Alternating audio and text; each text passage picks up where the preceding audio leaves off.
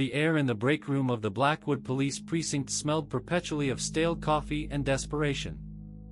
Outside, the night was a thick, ink-black curtain that swallowed sound. Officer Elias Eli Vance, a man whose easy smile had been slowly sanded down by 4 years on the job, was wrapping a thin, worn tape around his knuckles, a nervous habit he hadn't shaken.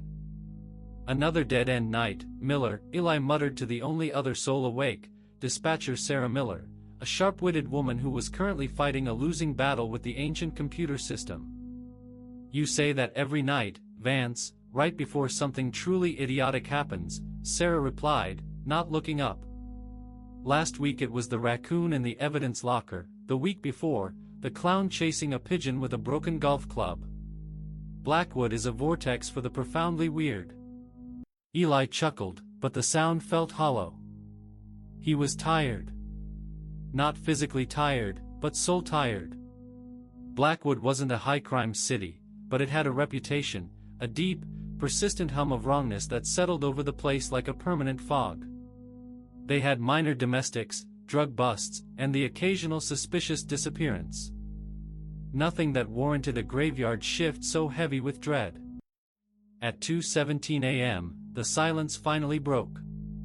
The call came not through the radio, but over the main police line, a direct, static-laced connection that usually only rang for citizens reporting a non-emergency. Sarah's eyes widened when she saw the caller ID, blocked. "You wanna take this one, Eli?"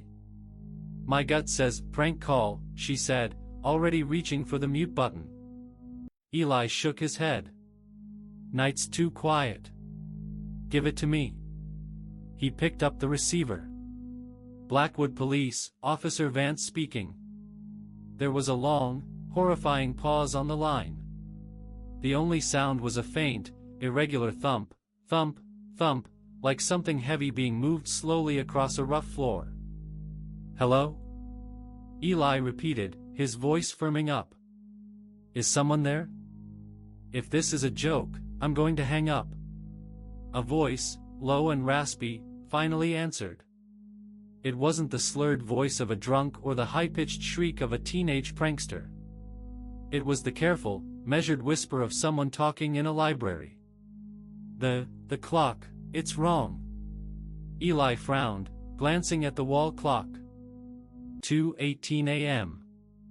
"Sir, are you calling to report a time discrepancy?" "No," the voice insisted, a wet, clicking sound interrupting the word. "The clock, it's on my chest. It's inside. And it's running backwards." Eli's police training immediately kicked in, switching him from boredom to cautious investigation. Mentally evaluate the caller. Delusional? Attempting a hoax? "Okay, I hear you," Eli said calmly, grabbing a notepad. "Can you tell me your name, sir? And where you're calling from?" "The name, it changes." "It always does," the voice whispered. "I'm calling from the gray lot. The old one. Behind the abandoned laundromat on Meridian." Sarah, listening on the side, instantly typed the address into the system.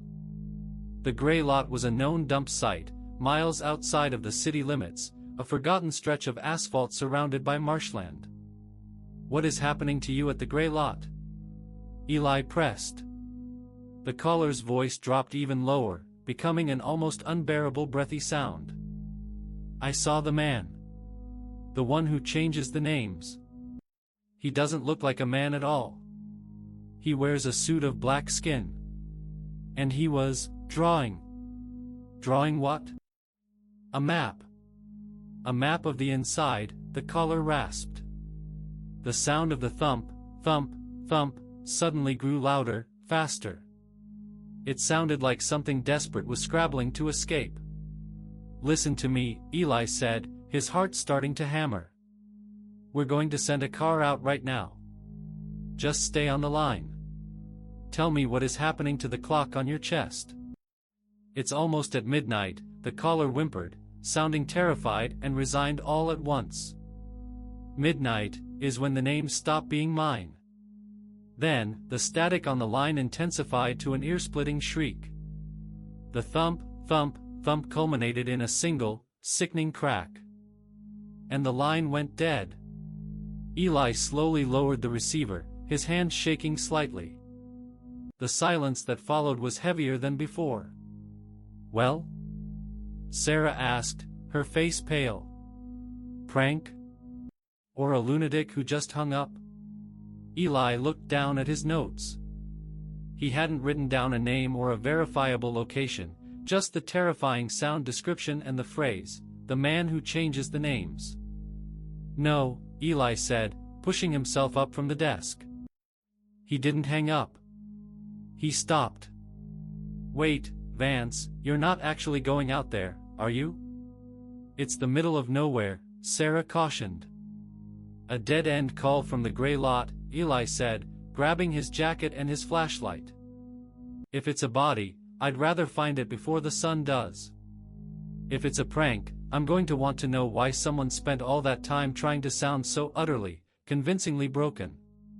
He clipped his radio to his shoulder and walked out into the empty corridor, the sound of his own footsteps echoing back at him. Blackwood wasn't a city that had ghosts, but tonight, Eli felt like he was hunting something much, much worse. Something that wore a suit of black skin and drew maps of the inside. He was alone, driving toward a dead, gray lot, carrying only a flickering flashlight and the chilling memory of a clock running backward in a man's chest. The graveyard shift had just begun to breathe. The drive to the old gray lot was punishing. It wasn't the distance so much as the road itself, a series of cracked, serpentine backroads bordered by dense pine woods that seemed to lean in and absorb the meager light of Eli's cruiser. The car's headlights cut weak, yellowish tunnels through the oppressive darkness. Eli had radioed in his solo patrol, claiming suspicious noise complaint to avoid the mandatory 2-officer dispatch for a potential suicide or violent crime scene. He wanted the scene fresh, untainted by the precinct's bureaucratic noise. After 40 minutes of relentless driving, the woods finally spat him out onto a barren, concrete expanse, the gray lot. It was the forgotten parking area of a long-defunct textile factory, now just a flat, sprawling field of cracked asphalt, weed growth, and piles of rusting rebar. A single, broken street lamp flickered weakly at the far corner, casting long, jittery shadows that made every stationary object look like it was waiting to move. Eli parked the cruiser parallel to the main road, leaving the headlights on high beam to illuminate the desolate area. He killed the engine and the radio silence immediately returned, thick and absolute. He stepped out, the chill air biting at his exposed neck. He drew his service pistol, a reflex, not a real expectation of danger from a prank caller. The only sounds were the distant chirping of marsh frogs and the slight, nervous creak of his leather jacket. "Blackwood Police. Anyone here?" Eli shouted, his voice swallowed instantly by the open space. He began his slow, methodical grid search. The only notable feature was the skeletal remains of the abandoned laundromat the caller had mentioned, a cinder block ruin about 50 yards back. As Eli approached the laundromat, his flashlight beam danced over the ground. That's when he saw the first thing that made the hairs stand up on his arms. A tire track. Not a single, random track, but a perfectly fresh, clean set of treads cutting across a patch of damp soil near the building's loading dock.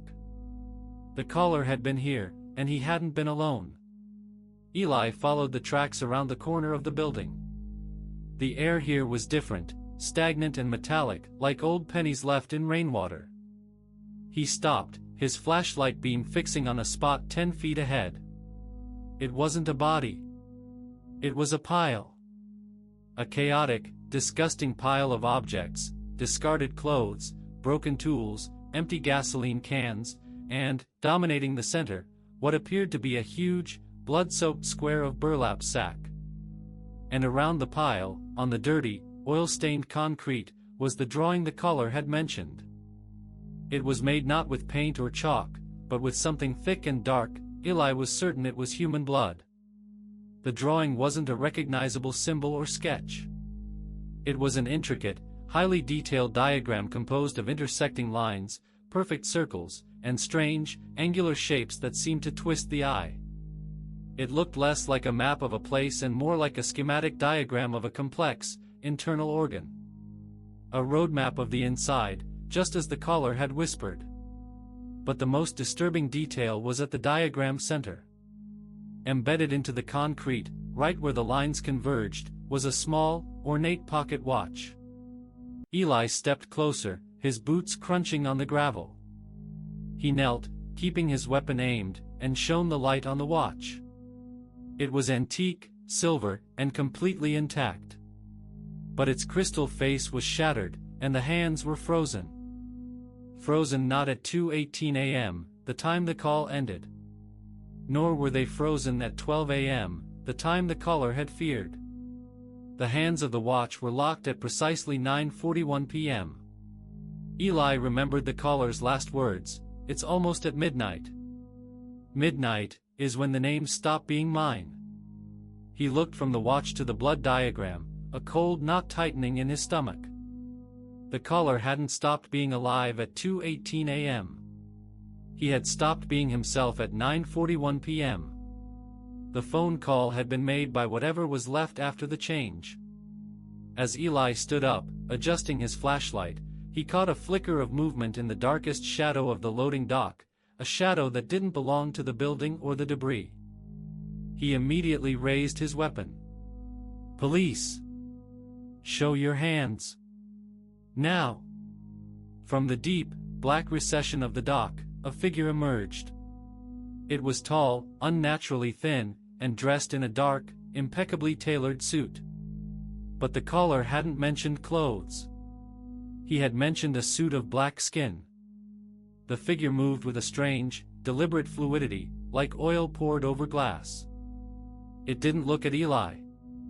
It only looked down at the blood diagram, its head tilted in an expression that wasn't curiosity, but proprietary interest. And then Eli saw its face, or lack thereof. Where a face should have been, there was only smooth, dark, featureless material, stretched taut.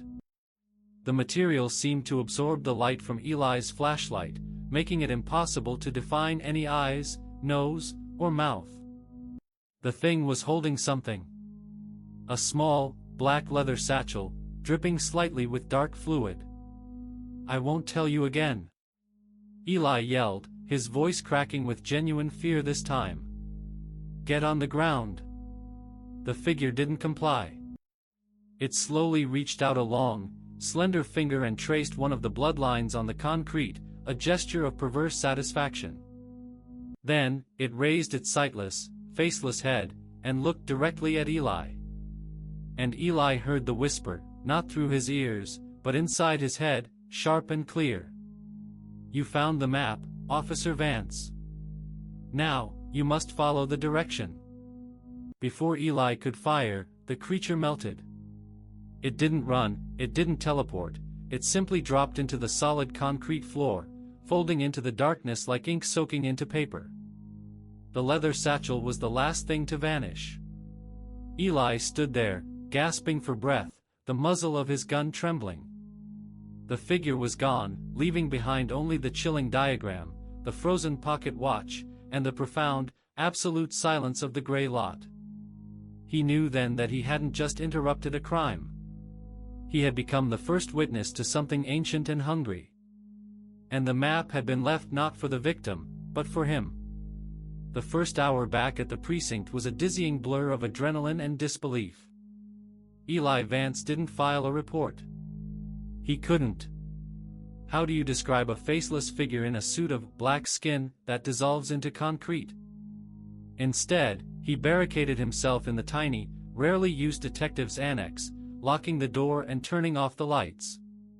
He needed to process the tangible evidence he had salvaged, the bloody pocket watch and a series of high-resolution photos he'd taken of the diagram before calling in the hazmat team to clean up the site, claiming an industrial accident involving contaminated fluid. He dumped the watch onto the desk under the harsh glow of a cheap LED lamp. The antique silver was cold to the touch. The hands were still locked at 9:41 p.m. He then spread out the printouts of the blood diagram. Sarah Miller, having seen the look on Eli's face, brought him a fresh, strong coffee, no questions asked, and a curious, fearful glance at the photos. "What in God's name is that, Eli?" she whispered, pointing at the intricate sketch. "The caller called it a map of the inside," Eli murmured, tracing one of the thick, dark lines with his finger. "I think he meant it literally. Look at these nodes, Sarah. They're like ganglia. And this central loop." He suddenly remembered the caller's thump, thump, thump, and the final crack. "It's the cardiovascular system," Eli concluded, his voice barely audible. "Or a highly stylized, nightmarish version of it. This large chamber here, this must be the heart." And right at the center of the diagram on the actual concrete, where the watch had been placed, was the anatomical location of the heart. "But a map of whose inside?" Sarah asked, her brow furrowed. "The victim? Why draw it with blood?" "Because the victim became the canvas," Eli countered, looking down at the watch. "Think about the timeline, Sarah. At 9:41 p.m., this clock stopped. The caller said the name stopped being his at midnight. I got the call at 2:17 a.m. This thing, whatever it is, wasn't just killing people. It was erasing them and then using what was left." The fear returned, sharper this time.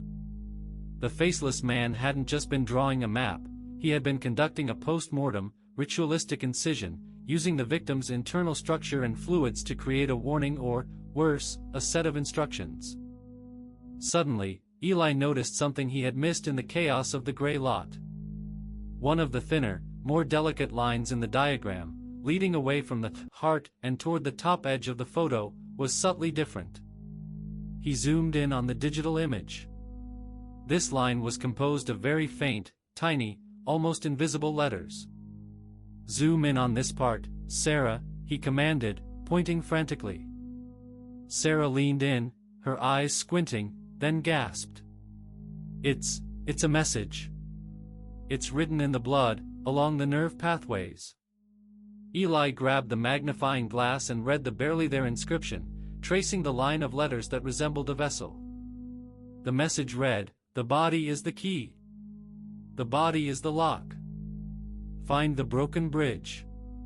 "The broken bridge," Eli repeated, the phrase echoing in his mind. "It sounds like a riddle. Or a landmark." "It's definitely a landmark," Sarah confirmed, already typing on her phone.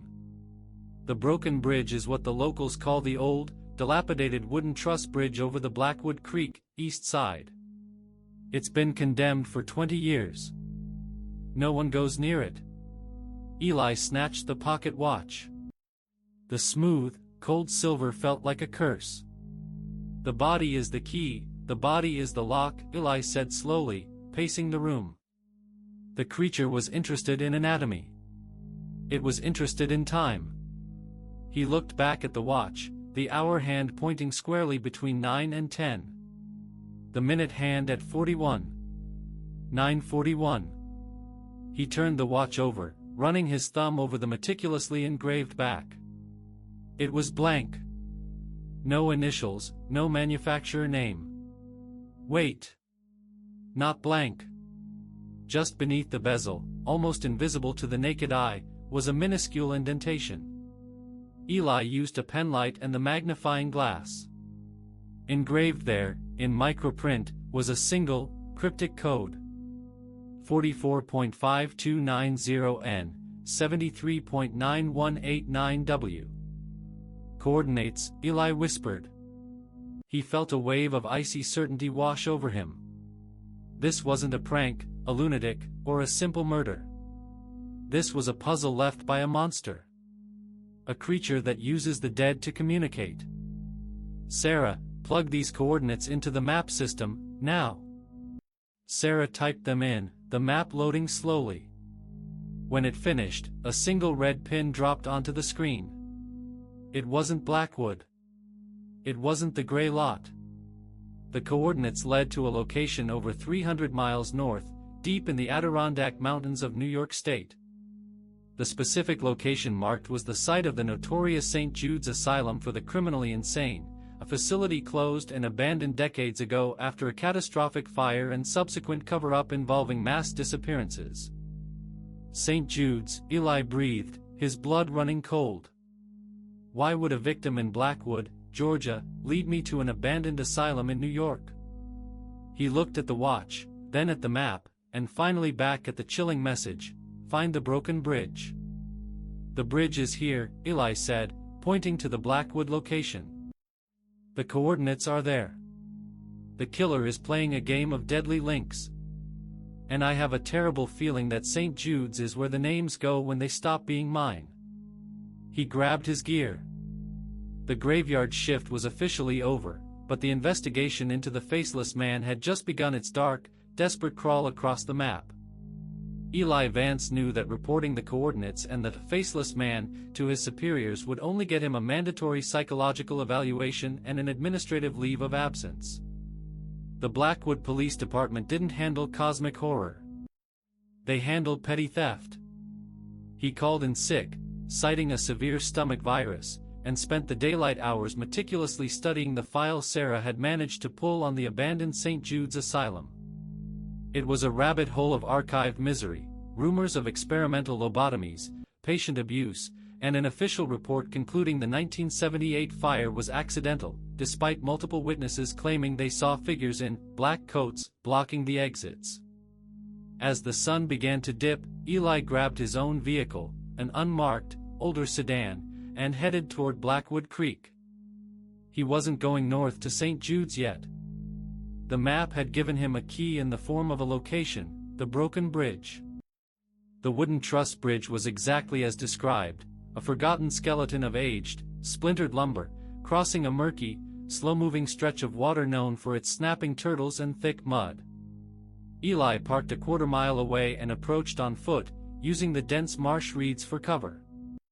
The air here was damp, heavy, and smelled of decay. When he reached the bridge structure, he immediately activated his flashlight. The structure was treacherous, rotten planks sagged over the black water. "The body is the key, the body is the lock," Eli muttered to himself, recalling the message written in blood. He walked the length of the approach, scanning the mud and the waterlogged timbers for any sign of a continuation of the gruesome map or another cryptic clue. Nothing. Just nature reclaiming its space. He was about to turn back, frustration mounting, when his flashlight caught an unnatural gleam, a faint silver reflection coming from the thick support pylon closest to the riverbank. He carefully navigated the debris and knelt by the pylon. Embedded deep into the ancient wood, just above the waterline, was a small, crudely fashioned silver key. It was rusted and chipped, but its intricate cutting suggested it was designed to open a complex lock. Eli worked it loose, scraping his fingers on the splintered wood. As the key came free, he noticed that its bow, the part you hold, was not a smooth circle. It was shaped like a stylized, miniature ribcage. The body was indeed the key. He held the key up to the light. It wasn't the lock to the asylum, was it? St. Jude's would require a heavy-duty master key, not this antique trinket. He ran his hand over the pylon again, checking for any hidden crevices. His fingers brushed against something metallic and sharp. He pulled out a small, rolled-up sheet of thick, brittle paper, a kind of parchment. It had been wedged into a deep crack and sealed with layers of pine tar. He unrolled it carefully, the paper emitting a dusty, chemical scent. It wasn't a map this time. It was a photograph. The image was a faded, black and white picture of three men standing side by side in front of a grand, Gothic structure. They were dressed in formal, early 20th century suits. They all looked vaguely familiar, but Eli couldn't place them. The Gothic structure was instantly recognizable, even in the faded photo. It was the main administration building of St. Jude's Asylum. Eli zoomed in on the faces of the men, using his phone camera. The man on the left had been scratched out, savagely defaced by what looked like a knife blade. Only a shadowy smudge remained. The man in the center looked like a stern, older doctor. His face was untouched. The man on the right, however, was also defaced, but not with violence. Someone had meticulously cut a small, perfect circle out of the photo where his face was, leaving a hole where his identity should be. Underneath the photograph, scrawled in faint, spidery handwriting, were two phrases. 1. The hand that draws. 2. The hand that holds the clock. Eli's breath hitched. The man who changes the names. The man in the suit of black skin. The faceless entity he encountered at the gray lot was one of these men. The man with the face cut out. He checked his pocket. The antique silver key, the ribcage key, was cold and heavy in his palm. The pocket watch, still frozen at 9:41 p.m., was in his jacket. The body is the lock, Eli murmured, staring at the photo of the three men. The key was a ribcage. The lock was somewhere within the anatomy of these men's lives. He looked at the two distinct clues, the defaced face and the perfectly cut circle. Two men erased, two different methods. Eli pulled out the pocket watch and held the silver ribcage key next to it. They felt like parts of a single, horrifying mechanism. The faceless man was an identity thief, and the three men in the photo were linked to the very origin of the entity. St. Jude's wasn't just a destination, it was the starting point. Eli knew he couldn't wait for backup or approval. The key and the watch were meant to be carried to their destination. He was being led. He clipped the key to his belt and rolled the photograph up, tucking it securely into his inner jacket pocket. He turned his back on the dismal broken bridge and began the long walk back to his car. It was time to drive 300 miles north, into the mountains, and to the silent, suffocating darkness of St. Jude's Asylum. The truth behind the graveyard shift tapes lay in the ruins of the place where names stopped being names. The drive north was a grueling, solitary vigil. Eli had packed minimal gear, a go bag with enough supplies for 48 hours, his standard-issue sidearm, and the crucial artifacts, the frozen pocket watch, the ribcage key, and the cryptic photograph from the broken bridge. He drove through the night, the highway a ribbon of dark asphalt unspooling under the high beams. As he crossed the state line, he felt an almost physical shift in the atmosphere. Blackwood's dread was a damp, regional thing. The fear ahead was colder, sharper, and institutional. Around 3 a.m., somewhere deep in Virginia, the electronic silence in his car was violently shattered. It wasn't a radio signal or a voice. It was a rapid, rhythmic ticking. Eli slammed on the brakes, pulling onto the shoulder. He killed the engine and the headlights. The only sound was the clicking of the cooling metal. Tick-tock, tick-tock. It was the pocket watch. He fumbled for it in his jacket. When he pulled it out, the silver was vibrating subtly in his hand.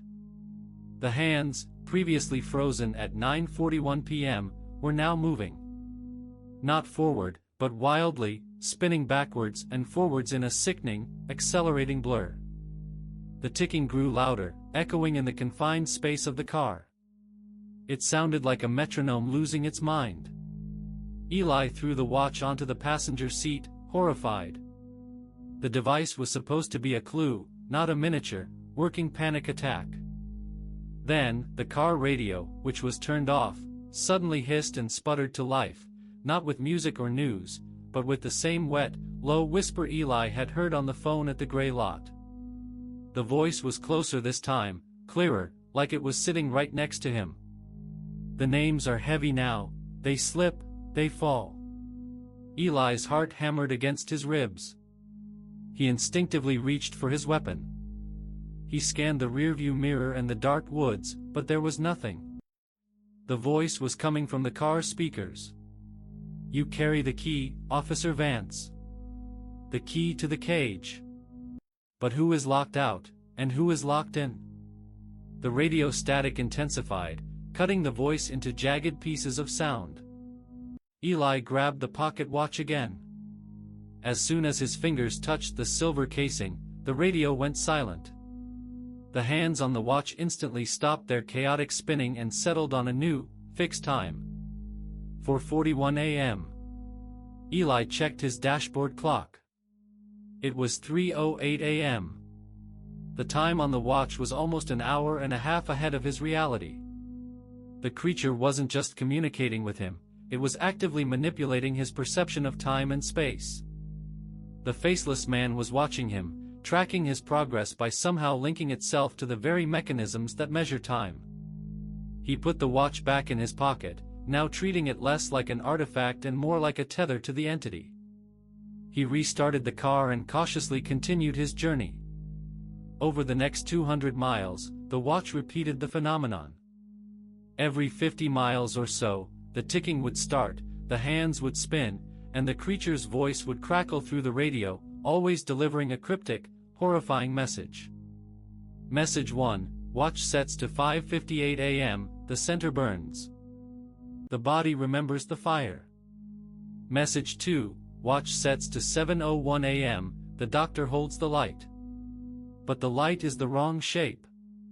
Message 3, watch sets to 8:15 a.m., there is always a third witness. The one who cleans up the mess.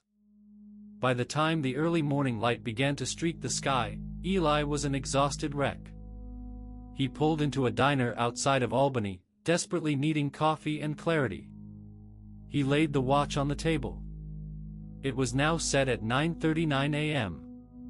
He realized the pattern. The watch was calculating a series of future checkpoints, specific times that were significant to the entity. And the next time was approaching fast. As he drank his coffee, Eli pulled out the photograph again. The three men at St. Jude's. The man with the defaced face, the Faceless Man / the watch holder. The stern-looking doctor, the one who holds the light. The man with the face cut out, the third witness / the one who cleans up the mess. The cryptic messages from the radio were giving him identities. Eli looked at the watch. 9:39 a.m. He had less than 20 minutes until the next temporal checkpoint. Where would the watch land next? What reality would it connect him to? He finished his coffee, paid his bill, and got back in the car. He felt a profound sense of foreboding. He wasn't chasing the Faceless Man anymore, he was being pulled by a predetermined schedule. He crossed into the Adirondacks, the mountains rising around him like cold, gray teeth. The coordinates were close now. At 9:35 a.m., the ticking started again, but this time, it didn't come from the watch. It came from the glove compartment. Eli reached inside and pulled out the rolled-up photograph. The paper was trembling. And then, precisely at 9:39 a.m., the paper unfurled itself, its brittle edges scraping his fingers. The photograph was no longer black and white. The third man, the one whose face had been a neat, empty circle, now had a new face. A familiar one. Eli looked into the horrifyingly clear image of the man, a tired, middle-aged man with dark circles under his eyes and a worried frown.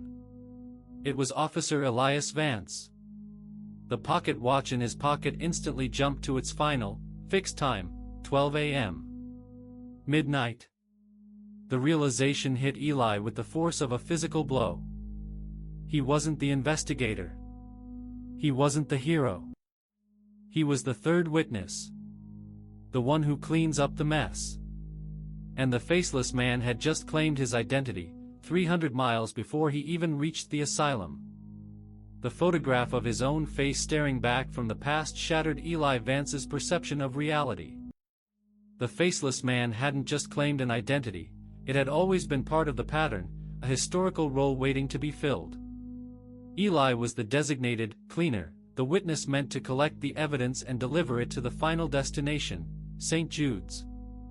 He drove the last few miles in a haze of terrifying clarity, the car now silent save for the hum of the tires on the isolated mountain road. The pocket watch in his pocket was utterly still, fixed at 12 a.m., the midnight of the soul, the time the original victim feared when the name stopped being mine. the GPS confirmed his arrival. St. Jude's Asylum was situated at the end of a long, overgrown private road. The structure that emerged from the fog-drenched pines was massive and imposing, a crumbling fortress of gray stone and arched windows, its dark silhouette a monument to medical cruelty. Eli parked the car out of sight among the trees. The air here was painfully cold and utterly stagnant. The entire area felt dead, insulated from the living world. He grabbed his flashlight, the ribcage key, and his sidearm. He approached the main administrative building. Every window was a vacant, dark eye. The main oak doors were padlocked with heavy industrial chains. This was the lock. Where was the keyhole? He remembered the message: the body is the key. The body is the lock. The silver key he carried was shaped like a ribcage. The lock wouldn't be a conventional mechanism. He ran his flashlight beam over the massive doors, looking for anything unusual. At the level of a man's chest, where the main handle should have been, there was a crude, recently applied patch of concrete covering a previous fixture. He chipped away at the concrete patch with the heel of his boot. Beneath it, he found a small, circular opening, a keyhole that was far too intricate and old for the current padlocks. It was the lock the silver key was designed for. Eli inserted the ribcage key. It slid in smoothly. He twisted it. Instead of a click, he heard a low, mechanical groan echoing deep within the building. The industrial padlocks on the chains snapped open simultaneously, falling to the ground with a heavy metallic clang. The main doors slowly, reluctantly, swung inward. Eli shone his light into the main lobby. The space was enormous, choked with dust and shadows. The air inside smelled of ash, decay, and a faint, acrid scent of ozone. The reception desk was overturned, and the grand marble floor was cracked. He stepped inside. The silence was immediately broken by a sound that made his stomach flip, the rhythmic, steady tick-tock of a large clock. He found it in the center of the lobby, an antique, grandfather clock standing impossibly upright amidst the debris. It was tall, dark wood, and immaculate. It looked like it had been placed there minutes ago. Eli approached cautiously. The clock's face was glowing faintly in the dark. It displayed the correct local time, 10:45 a.m. Normal. But beneath the clock face, there was a small, brass plaque affixed to the wood. Eli ran his gloved hand over it. The plaque read, "Dr. Malcolm St. Jude, Chief Administrator." Eli remembered the stern, older doctor in the photograph, the one whose face was untouched. The one the Faceless Man had referred to as, "The doctor holds the light." Eli reached out and pressed the smooth glass of the clock face. The ticking stopped. From the hallway leading to the patient wards, a new sound began, a low, scraping, metallic sound, dragging slowly across the stone floor. It was getting closer. Eli drew his weapon and aimed toward the darkness of the corridor. "Police! Show yourself!" The scraping stopped. The silence returned, heavy and mocking. Eli slowly backed toward a pillar, keeping his gun trained on the dark hall. He used his free hand to check the back of the grandfather clock. There was a keyhole there, too. A square, sturdy one. He reached into his jacket and pulled out the pocket watch, still frozen at 12 a.m. Eli inserted the pocket watch into the square keyhole on the back of the grandfather clock. It fit perfectly, the small clock acting as a lock-in key. A section of the clock's wooden casing hissed and slid open, revealing a hidden compartment. Inside, there was a single, tightly bound journal. The leather cover was burnt around the edges. Eli grabbed the journal. As he did, the grandfather clock exploded in a blinding flash of golden light. He shielded his eyes, stumbling backwards. When his vision cleared, the clock was gone.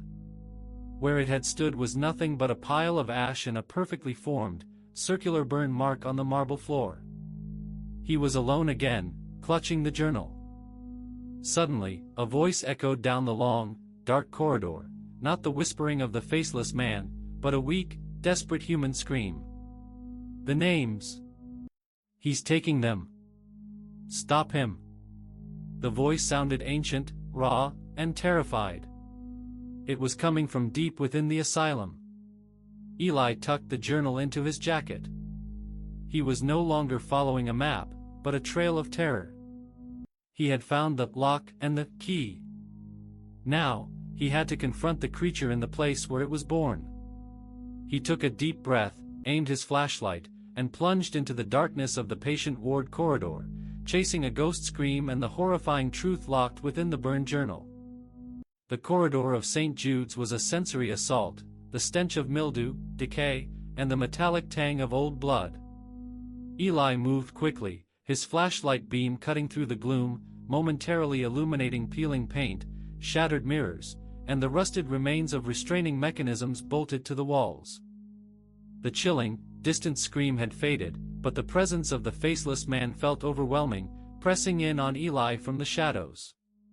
He needed to understand the rules of this horror show. He found a small, semi-intact waiting room off the main hall and barricaded the door with a broken gurney before cracking open the journal he had retrieved. The journal was bound in black leather, its pages yellowed and brittle. The handwriting inside was tight, looping, and frantic, the script of Dr. Malcolm St. Jude. Eli began to read by the unsteady light of his flashlight. Entry, November 12, 1941. The experiments continue. My colleagues, Dr. Alastair Thorne, Anatomy, and Mr. Silas Croft, Metaphysics, believe we are nearing the threshold. Our focus on the neurological feedback loop is flawed.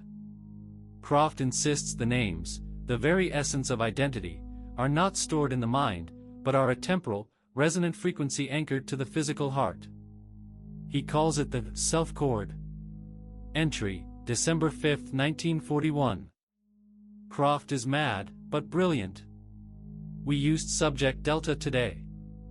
Croft utilized the time mirror, his hideous, silver chronometer, to attempt to decouple delta's perceived timeline from his physical one. The result was catastrophic. Delta aged 50 years in seconds and died of acute organ failure. His identity was completely erased, the body was an empty vessel. We confirmed the self-chord's decay. Entry, February 19, 1942. We have perfected the process. We can extract the self-chord. We can take a name. Thorne, with his anatomical obsession, insists on creating a map of the chord using the subject's internal structure, the cardiovascular system being the closest physical analog to the temporal anchor.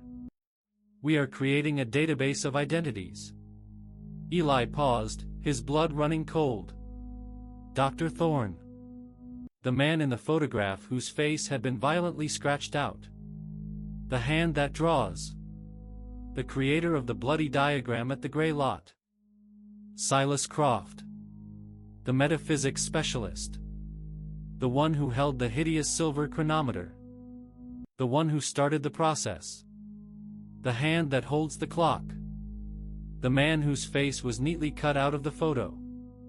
The original faceless man. And Elias Vance. The third witness. The one who cleans up the mess. The new face in the photo. The faceless man was an entity of stolen identity, an artificial consciousness born from the fusion of Croft's temporal machinery and Thorne's anatomical obsessions. It was a sentient void that wore the skin and suit of the person whose self-chord it had just harvested. The pocket watch, frozen at 12 a.m., wasn't just a key, it was the time mirror, now set to the final moment of self-erasure. Eli frantically flipped pages until he reached the final entry. Entry, June 6, 1942, scribbled, barely legible. Disaster. Croft has gone too far. He bound his own self-chord to the time mirror, believing he could achieve temporal perpetuity to wear the name forever. But the process mutated him. The mirror turned against him. He became nothing. He became a negative space. Thorn tried to stop him, to reclaim the names, but Croft, no, the entity, used the map on Thorn. He took his name. He is now wearing Thorn's skin. The names are hungry. I have hidden the master key, the ribcage key, and sealed the building. I pray no one ever finds this place. I pray the entity remains trapped by the lock. The temporal anchor is failing. He needs a new anchor. He needs a... The journal ended abruptly, the paper scorched as if the final words had literally caught fire. Eli understood. The Faceless Man, the creature that started as Silas Croft and then became Alastair Thorn, was now tethered to the names it stole. It was a parasite that fed on identity, requiring a fresh self-chord to maintain its existence, using the deceased body as a map to guide the next victim. And Eli was the next designated victim. He was here, on schedule, with the key and the now active time mirror, ready to have his name harvested. The creature didn't want to kill him. It wanted to become him. Eli looked up from the journal. The rhythmic scraping sound had returned, closer this time, just outside the waiting room door. He had minutes, maybe seconds. He needed to find the entity's central temporal anchor, the cage the voice had mentioned. He flipped the journal over one last time. Scrawled on the back cover was a final, chilling note that St. Jude must have added later. The cage is the first ward. The walls are the names. Eli grabbed the ribcage key and the now burning journal. The paper was smoking hot. He threw open the barricaded door and ran back into the corridor. He had to reach the first ward before the Faceless Man reached him. He was chasing the monster, but the monster had already arrived. Clutching the smoking journal, Eli sprinted down the corridor, the acrid smell of burnt paper mixing with the asylum's perpetual stench. The low, scraping sound, the sound of the Faceless Man's tailored shoes dragging across the concrete, was right behind him. He burst through a set of double doors marked First Ward, Research Isolation. The room was cavernous and circular, unlike the rectangular halls. It was a purpose-built confinement area, a vast, empty cylinder of stone walls. The scraping stopped. The silence in the first ward was absolute, a perfect, suffocating vacuum. Eli spun around, his gun raised. The Faceless Man was nowhere in sight, but Eli felt its attention focused on him, pressing down like a physical weight. He shone his flashlight around the perimeter. The walls weren't stone. They were lined entirely with thousands of small, individual brass plaques, stacked floor to ceiling.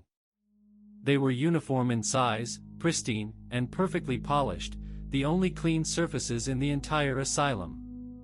He moved closer to inspect them, his heart sinking with dread. Each plaque was meticulously engraved with a single, unique name.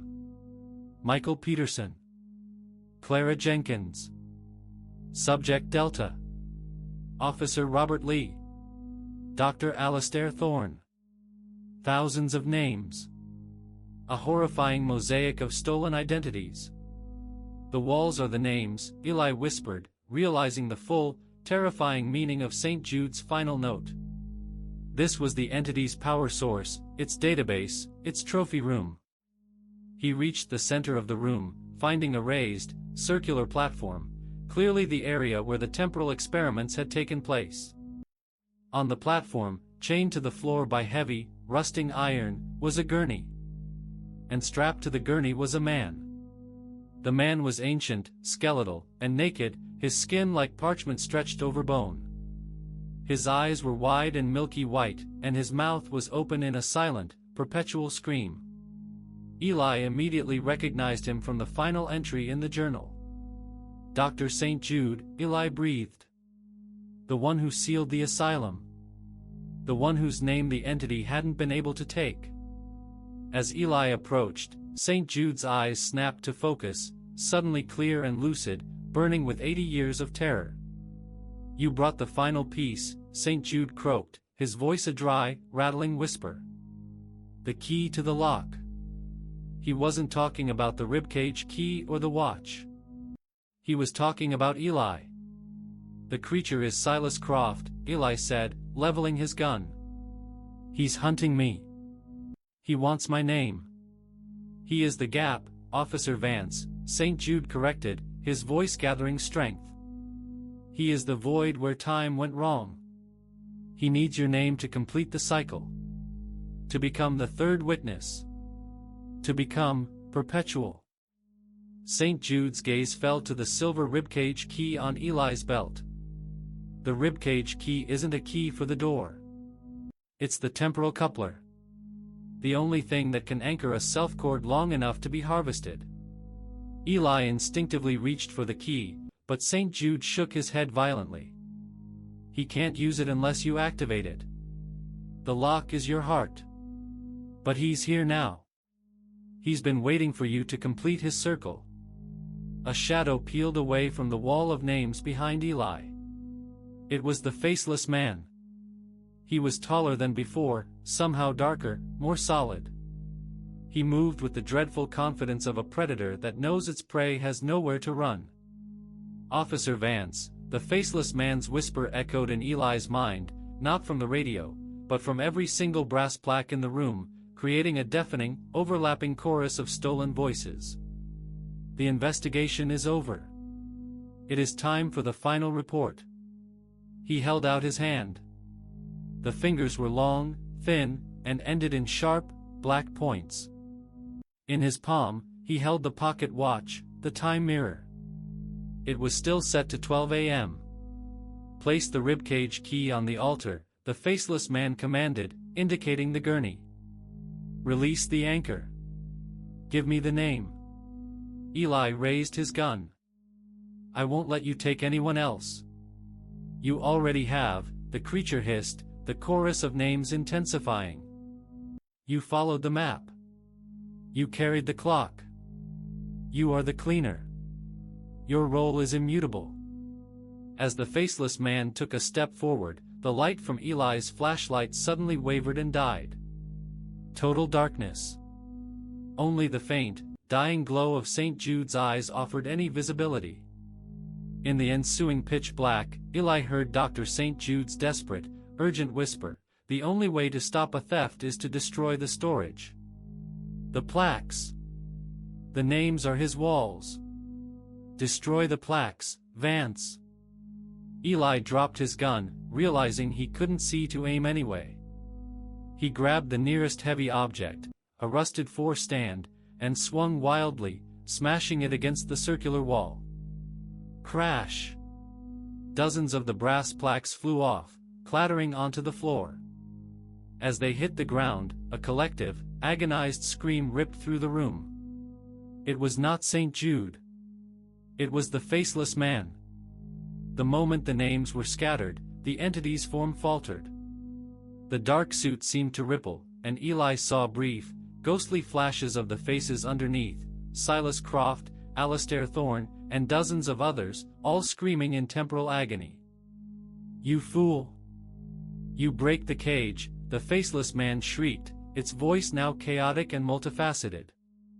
Eli knew his chance. He had to destroy the walls of names, the entity's library and anchor, before it recovered. He hefted the heavy four-stand and began his desperate, blind assault on the wall of identities. Eli swung the rusted four-stand like a caveman's club, driven by a primal need to break the chorus of screaming identities. Each violent strike against the wall of names was met with a sickening crack of brass and wood, followed by a raw, psychic shriek that pierced Eli's mind. The Faceless Man was thrashing in the darkness. The entity was losing cohesion. "Stop! You are scattering the timelines," the creature roared, its voice now a chaotic wave of overlapping whispers and shouts. Eli could hear the creature scraping closer, its attack clumsy and desperate. He swung again, connecting with a heavy chunk of the wall. Hundreds of plaques rained down, the sound like a cascade of coins hitting concrete. As the plaques scattered, the room was momentarily illuminated by flashes of blue and green light, pure temporal energy bleeding from the broken walls. Eli saw the faceless man clearly. Its black suit was dissolving, and its body was writhing, cycling through its stolen forms in rapid succession. One moment it was tall and thin, Croft, the next moment stocky and scar-faced, Thorne, then briefly, chillingly, the average build of the victim from the gray lot. Eli turned to Dr. St. Jude, still strapped to the gurney.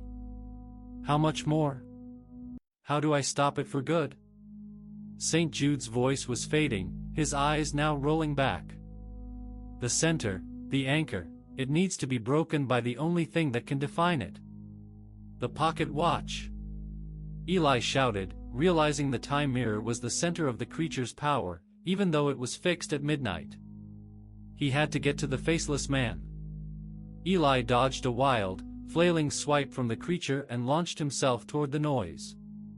He collided with the entity, driving his shoulder into its midsection. The contact felt like hitting a heavy suit filled with cold, vibrating static. Eli grabbed wildly for the creature's hand, searching for the time mirror.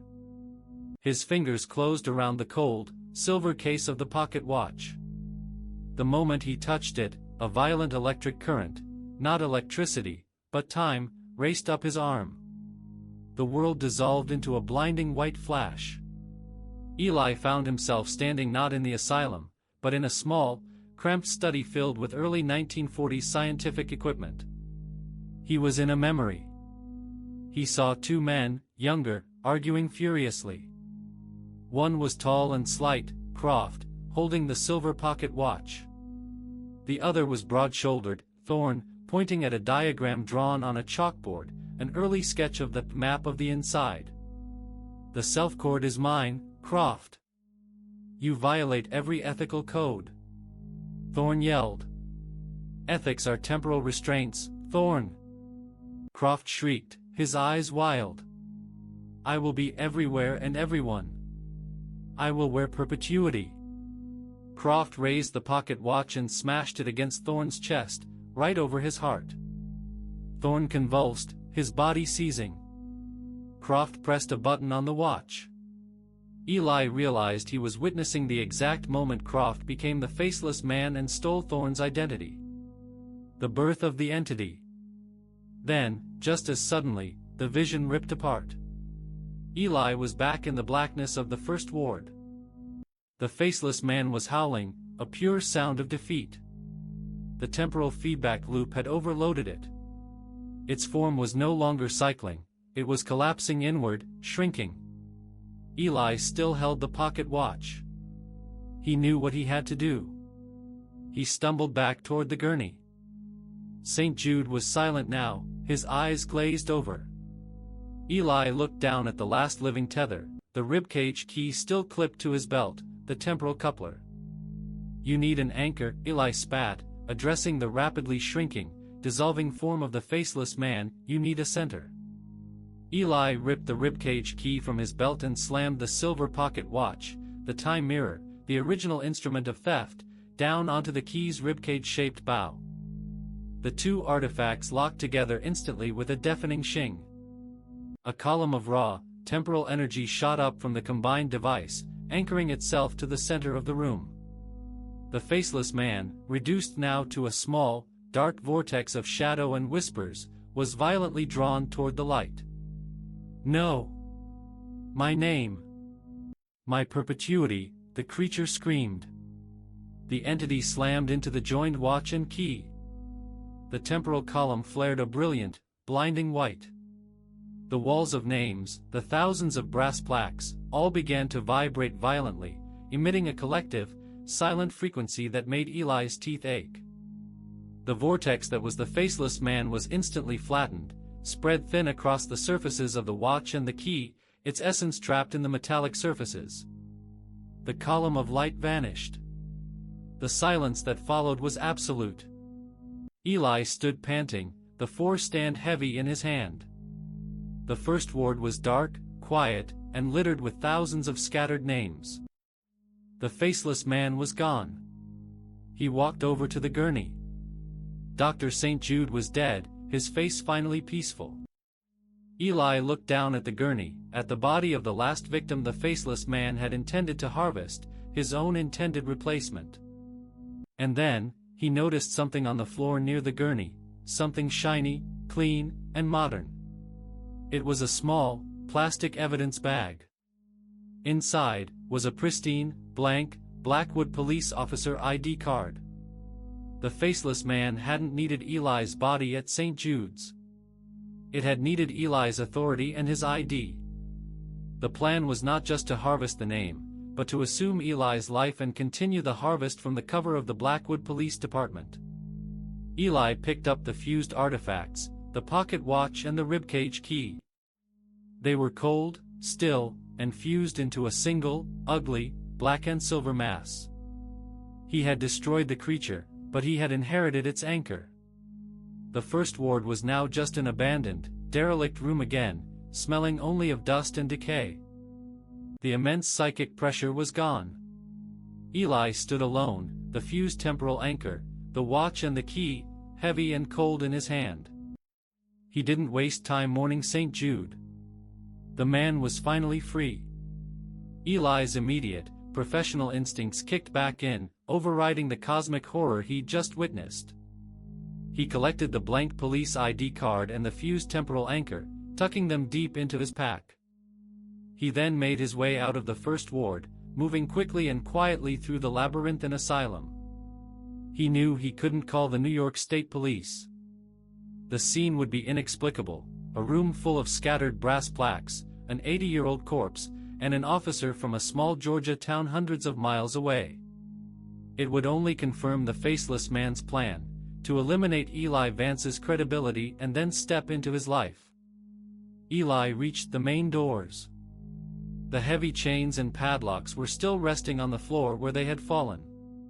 He stepped back out into the chilly Adirondack air. He drove south, retracing the long, agonizing miles back toward Blackwood, Georgia. He drove not as an officer returning from a bizarre case, but as a man burdened with a terrible, silent truth. 300 miles later, Eli was back in the familiar, oppressive humid air of Blackwood. He pulled into his small, anonymous apartment complex just as the sun began to rise. He had one immediate, pressing task: the cleanup. First, he had to dispose of the evidence. He dismantled the fused temporal anchor, the watch and key, as much as he could, using tools from his garage.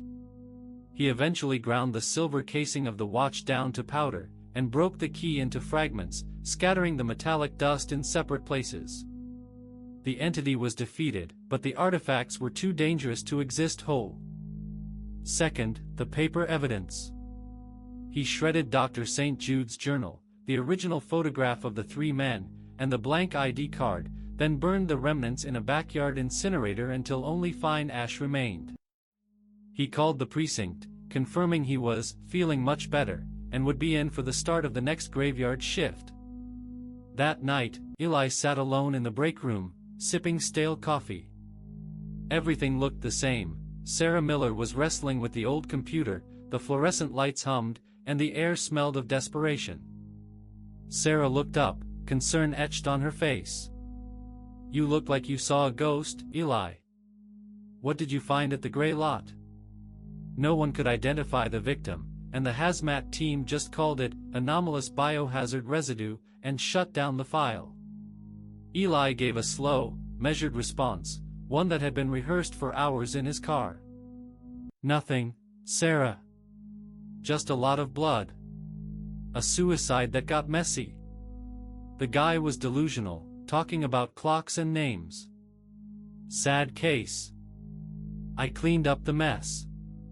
The last phrase hung heavy in the air. "The one who cleans up the mess." Sarah nodded, accepting his answer, but her eyes lingered on him, searching. "You know, when you called in sick, I checked the gray lot coordinates myself. It was hours after you left, but I found something weird." Eli froze, his coffee cup half raised. "Weird how?" "There was a single brass plaque, half buried in the dirt," she said, leaning in conspiratorially. "I picked it up. It was engraved with a name, Eli Vance." Eli felt the blood drain from his face. He had failed to destroy all the names. A single plaque, a single piece of the entity's archive, had made the journey south. Sarah noticed his terror. "Hey, I thought it was just a coincidence, a prank. I put it in the evidence locker, labeled found item, gray lot. Why do you look like you just saw the devil himself?"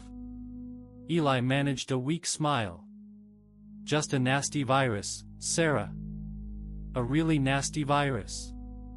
He knew the truth. The plaque was a temporal failsafe. It wasn't just a name, it was the last, unanchored piece of the Faceless Man's intended harvest, Eli's own name, stored on the entity's terms. The entity was defeated, but the threat remained. His identity was still logged in the cage of names, waiting for a new anchor. Eli had one final task left. He had to retrieve that plaque. He finished his coffee and headed towards the evidence room. The graveyard shift had begun, and Eli Vance, the last witness, was about to face the ultimate cover-up, destroying the physical manifestation of his own name. The evidence room of the Blackwood Precinct was a cramped, cold dungeon located in the basement. It was secured by a heavy steel door and a simple keycard lock. Eli felt a profound irony. He was entering the most mundane room in the building to retrieve the most dangerous artifact in the world, his own name. He scanned his ID. The lock clicked, and he stepped inside, immediately hit by the smell of mothballs and old cardboard. Eli located the shelves dedicated to low-priority, found items. He found the box easily. Found item, gray lot, November 24, 25. He pulled out the box and found the small, tarnished brass plaque nestled inside, exactly as Sarah described. It was slightly smaller than a standard credit card, heavy, and cold to the touch. The name was deeply etched into the metal, Eli Vance. As soon as his fingers closed around it, the silence of the basement was invaded by a familiar, agonizing sensation, the rapid, chaotic ticking of the time mirror. Even though the watch was destroyed, the plaque, a piece of the entity's anchor, was reacting to his presence. The air around the plaque seemed to shimmer, and Eli heard a faint, persistent hissing sound, like static electricity mixed with dry leaves being crushed.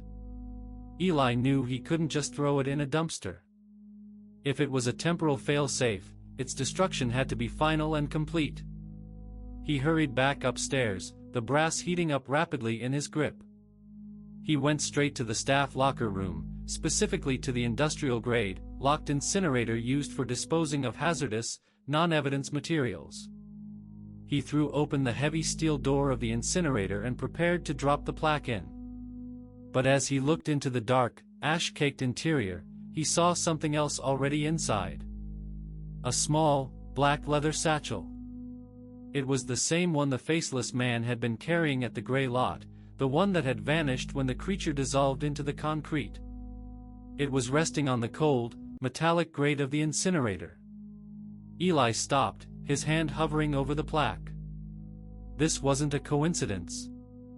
The Faceless Man had deliberately placed the satchel in the most secure disposal unit of the precinct. He cautiously opened the satchel.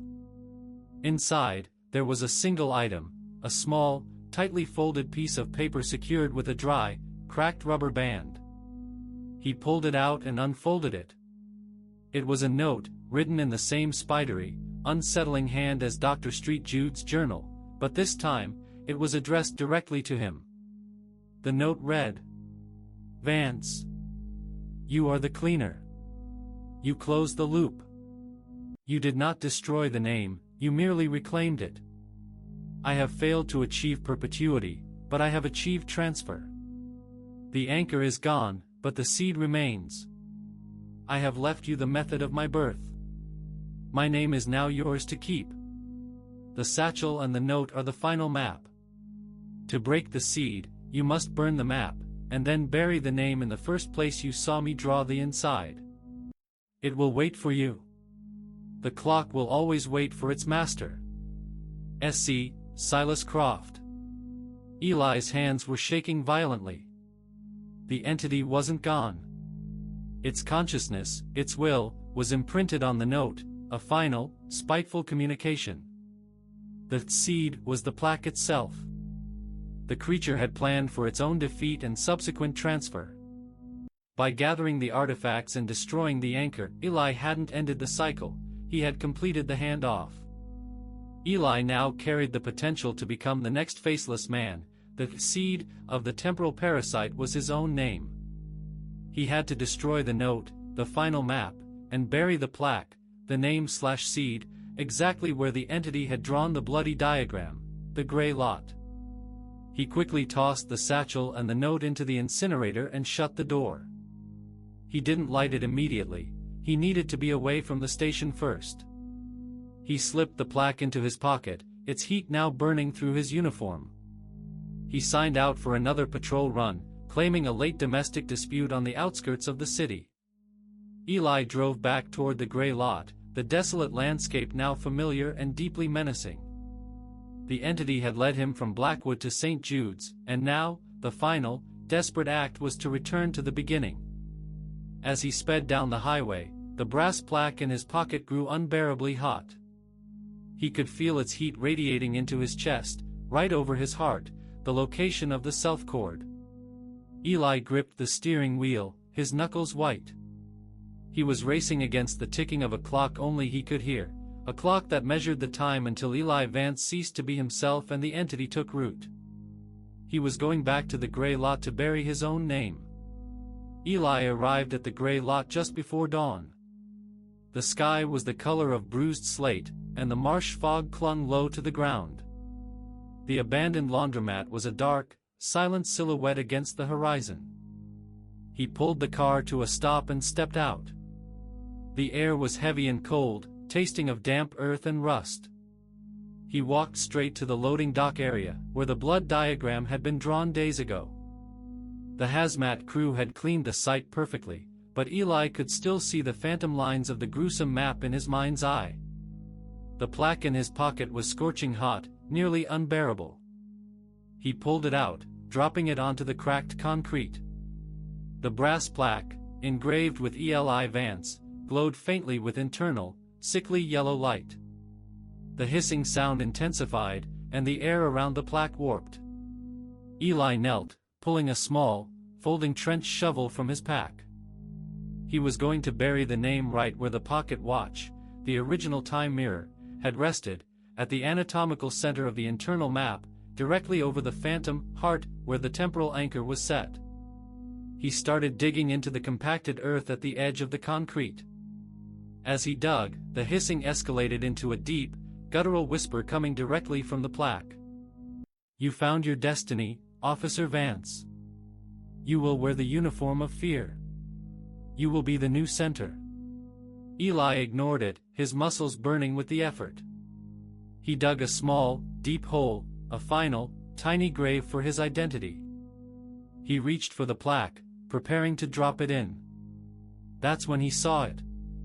Resting just beneath the surface of the hole, not quite buried, was a single, perfectly smooth, black stone. It was cool to the touch and unnaturally heavy. And engraved on the stone, not with a tool, but seemingly etched into its very material, was a final, horrifying message. "You are the cleaner. I am the key." Eli paused, the brass plaque hot in his hand. The Faceless Man hadn't just left the plaque as a seed. It had left a final, physical countermeasure, the black stone. The creature was saying that Eli's final action was the last key to its return. The whisper from the brass plaque grew louder, mimicking Eli's own voice. "Put me in the hole, Eli. Finish the job. Or keep me. And become the master of the clock." Eli realized the ultimate horror. If he buried the plaque, the seed would be planted, waiting for the stone, the key, to activate a new anchor. If he kept the plaque, he would assume the entity's role, doomed to steal names to prevent his own dissolution. There was no way out of the loop. He was the only one who could destroy the final pieces, but he was also the designated replacement. Eli looked at the plaque, the brass burning his palm. He looked at the black stone, cold and absolute. He made his final decision. He dropped the brass plaque, Eli Vance, into the hole, burying it under the dirt. The entity's voice immediately went silent. Then, Eli took the black stone, the key, and slammed it down hard onto the freshly turned earth, smashing it into dozens of pieces. The stone fractured without a sound, crumbling into black dust that quickly dissipated into the morning fog. He had destroyed the seed and the key simultaneously, ensuring that even if the plaque was ever dug up, the mechanism for the entity's return was gone forever. He stood up, wiping the dirt from his hands.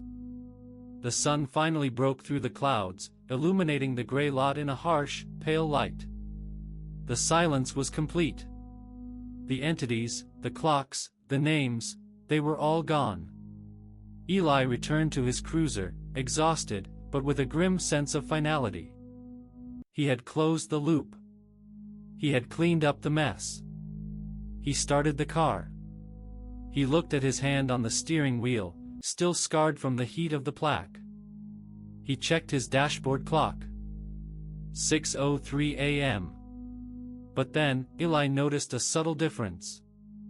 On the face of the dashboard clock, just beneath the digital time display, a tiny, almost imperceptible symbol had appeared. It was an intricate engraving, a miniature ribcage. And suddenly, Eli felt it, a deep, persistent, internal rhythm that was not his heart. Tick. Tick. Tick. It was a slow, steady, mechanical sound, echoing within his own chest cavity. Eli Vance hadn't destroyed the Faceless Man. He had simply internalized it. The entity's final trick,